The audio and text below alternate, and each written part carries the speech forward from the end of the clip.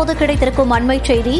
நீலகிரி தொகுதியில் இருக்கும் வாக்கெண்ணிக்கை மையத்தில் சிசிடிவி திரை இயங்காததால் பரபரப்பு ஏற்பட்டுள்ளது.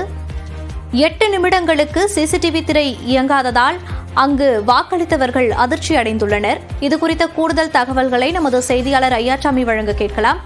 ஐயாச்சாமி, எதனால் இந்த சிசிடிவி திரைகள் இயங்காமல் போனது? விவரங்கள் என்ன? மோனிகா, உதகையில் வாக்குப்பெட்டிகள் வைத்திருக்கும் அரசு பாலிடெக்னிக் கல்லூரியில் கட்சி முகவர்கள் பார்க்கும் டிவியில் 8 நிமிடம் இந்த காட்சிகள் தென்படாததால் கட்சியினர் அதிர்ச்சி அடைந்துள்ளனர். அதாவது மக்களவை தேர்தல் முடிந்துள்ள நிலையில் ஜூன் 4ஆம் தேதி வாக்கு எண்ணிக்கை நடைபெற உள்ளது. நீலகிரி தொகுதியில் உள்ள 6 சட்டமன்றத்திற்கான வாக்குப்பெட்டிகள் உதகை அரசு பாலிடெக்னிக் கல்லூரியில் வைக்கப்பட்டுள்ளன. இந்த கல்லூரியில் 5 அடுக்கு போலீஸ் பாதுகாப்பு போடப்பட்டு 24 மணி நேரமும் இந்த அரசு பாலிடெக்னிக் கல்லூரி தீவிர கண்காணிப்பில் உள்ளது. இந்த நிலையில் வாக்குப்பெட்டிகள் வைக்கப்பட்டுள்ள ஸ்ட்ராங் ரூம் கண்காணிப்பு கேமராக்கள் மூலம் கண்காணிக்கப்பட்டு வரும் நிலையில் கட்சி முகவர்கள் பார்க்கக்கூடிய டிவிகளின் திரையில் தொழில்நுட்ப கோளாறு காரணமாக 8 நிமிடங்கள் டிவி ஸ்கிரீன் காட்சியளிக்க.